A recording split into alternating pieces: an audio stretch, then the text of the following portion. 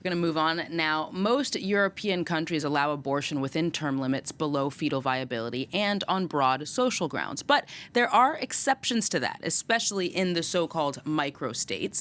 For more on this, Renée Bertini from our Entr team joins me on set. Now, as a reminder, Entr is a digital space for open discussion on European matters here within France 24. Hi there, Renée.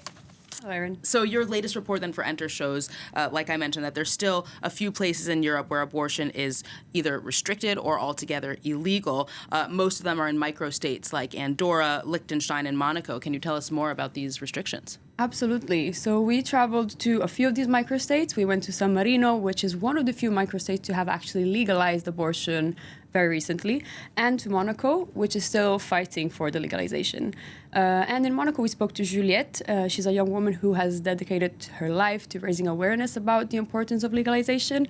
And I actually brought an extract that I thought we could watch to hear her from her own voice. Donc, je suis Juliette Rapper, j'ai 30 ans, je suis monégasque et j'ai avorté en décembre 2022 à Monaco. J'ai dû payer 580 € pour me faire avorter. Je ne savais pas que j'étais enceinte en fait, parce que j'étais sous pilule.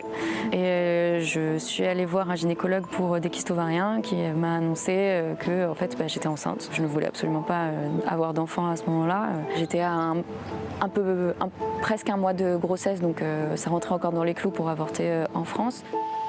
Pour avorter, on va voir un gynécologue qu'on ne connaît pas, qui ne connaît pas nos antécédents, qui ne nous connaît pas. Et concrètement, on va voir quelqu'un où on va se mettre nu devant lui, parce qu'il faut rappeler que quand on va voir un gynécologue, c'est pas pour se serrer la pince. Hein. Et en fait, le gynécologue me dit non, mais en fait, comme c'est un acte médical qui n'est pas remboursé, et je ne prends ni la carte bleue et ni l'échec, ce sera seulement en espèces. Donc je fais genre mais donc il faut que je sorte en fait du rendez-vous pour en fait retirer de l'argent puisque j'ai pas 580 € en liquide sur moi. Et après, effectivement, les médicaments, je les ai pris à Monaco. Donc j'ai avorté à Monaco concrètement. On a juste à traverser la rue, mais c'est cher quand même traverser la rue. Pour 580 €. Psychologiquement aussi, c'est cher. So as you heard, Juliette had to pay 580 euros to get her abortion. In France, this is illegal. Abortions are completely reimbursed for people who are covered by the French healthcare system, but even for people like Juliette who are not, the maximum cost goes between 350 and 400 euros. And this usually includes medication or any appointments somebody might need throughout the process. We verified this with Planned Parenthood in Alpes-Maritimes, which is the region where Juliette went to get her abortion. And unfortunately, they said that overcharging is a very common problem in their area, and they have found many more testimonies of people coming from Monaco that have experienced similar things. So, Renée, in general, then, is it common for people to have to travel to another country in Europe in order to get an abortion? Actually, more than you would think, and there is a media consortium which recently came out with an investigation called Exporting Abortion, which revealed that more than 5,000 Europeans have to travel to another country every year to get an abortion.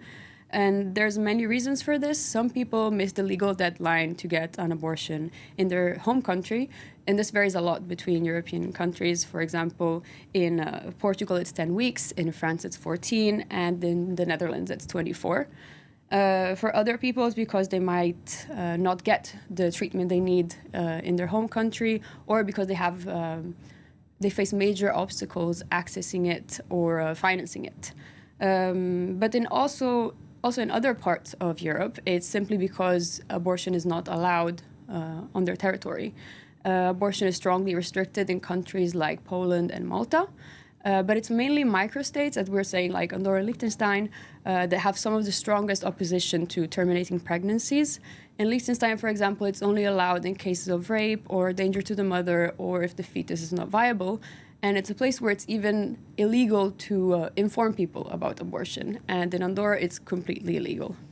So is there any indication that the situation will change, or at least these really tight restrictions in these microstates will be lightened anytime soon? So actually, San Marino is one of the oldest republics in the world, and it provides a good example in this sense. Up to 2022, abortion was completely illegal there, except in the case where a woman got pregnant out of wedlock, which is quite interesting.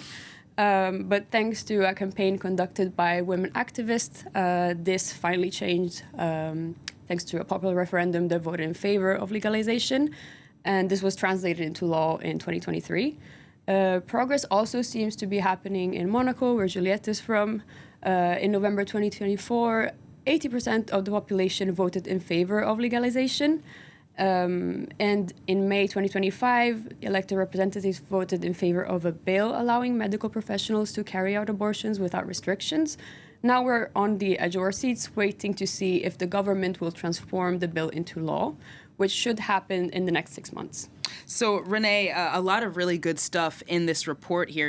We just saw one excerpt from it. So where can our viewers find the full version of the report? Absolutely. You can find the full report on our YouTube channel, Entr, E-N-T-R, space E-N for English, but we are also present in many other languages.